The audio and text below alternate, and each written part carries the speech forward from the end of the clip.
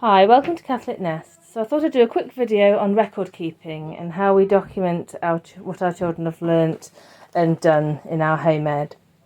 So over the years, what's worked best for us is like a homemade version of a planner.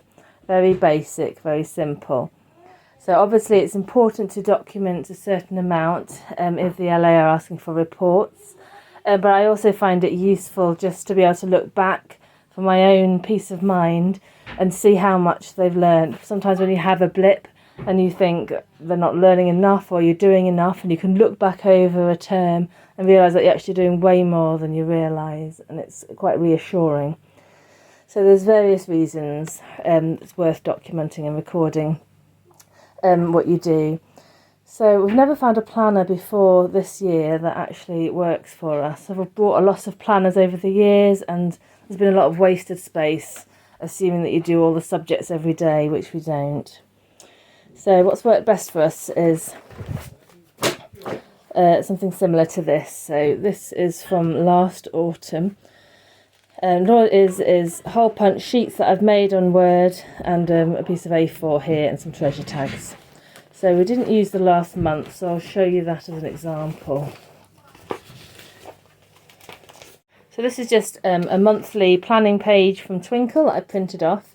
So we have an overview of the month. Then each week has an overview weekly timetable, so we can put on anything that we've got booked or planned. And then I've just covered up the children's names here, but I just made this basic record page on the computer. So it's just a column per child. It's got a date at the top behind here, and then we've got English, maths and other, so one column per child, and then the afternoon whatever we do all together. So there's one of those for each day, or about 5 or 6 days of the week.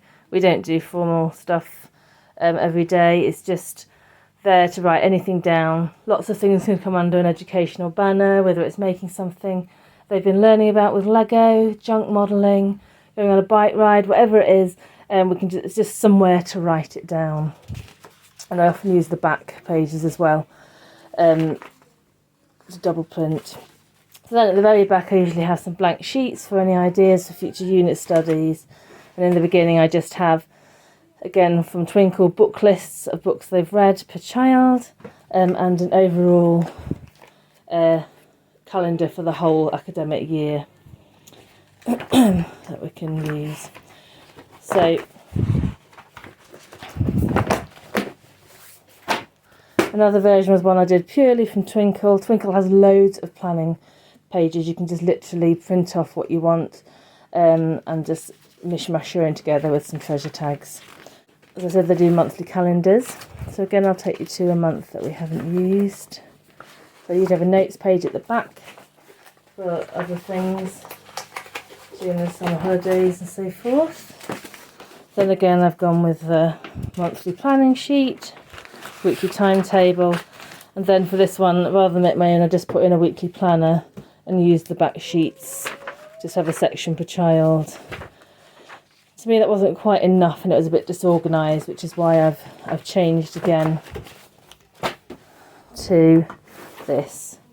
Now, this is the first planner I've actually bought that looks like it's actually going to work for us. Usually I'm disappointed once I've had a flick through.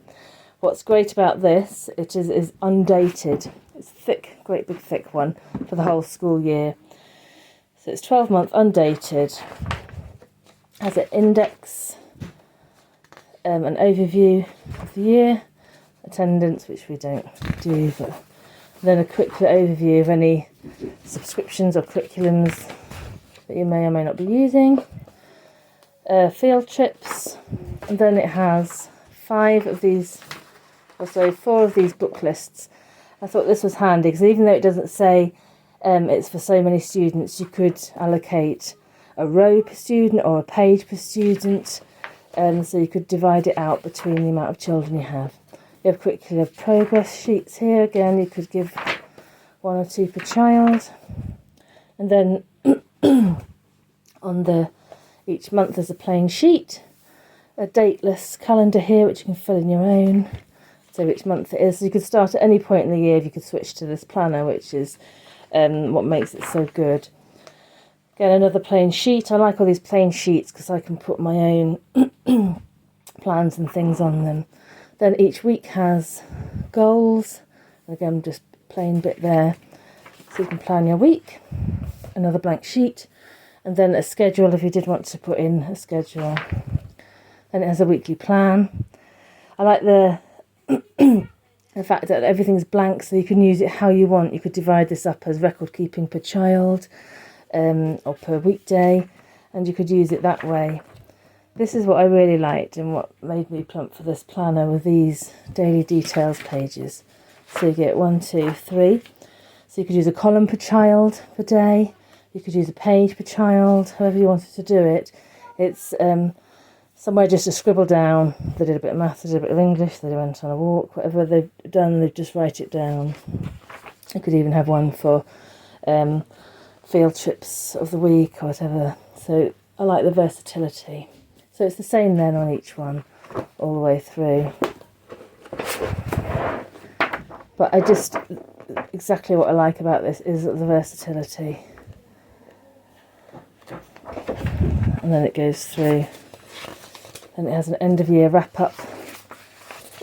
What went well, focus for next year. And it has a couple of those pages, end of month reflections. Also it has an end of month reflections at the end of each month as well.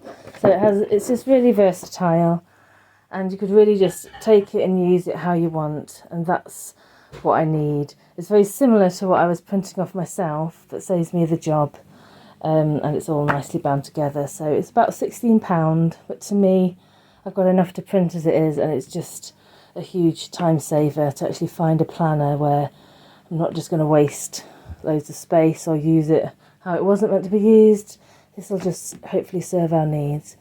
So I tried to have a look for some of the planners I bought that weren't that good, but I think I must have passed them on or got rid of them as they didn't suit us.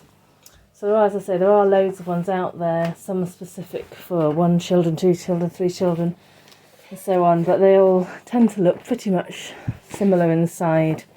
And of course, some people are just happy using a notebook or a diary, but that's always just been a bit too simple for us. I am a bit geeky and I like the planning. I like to write things down and to be able to see things in a nice, organised way.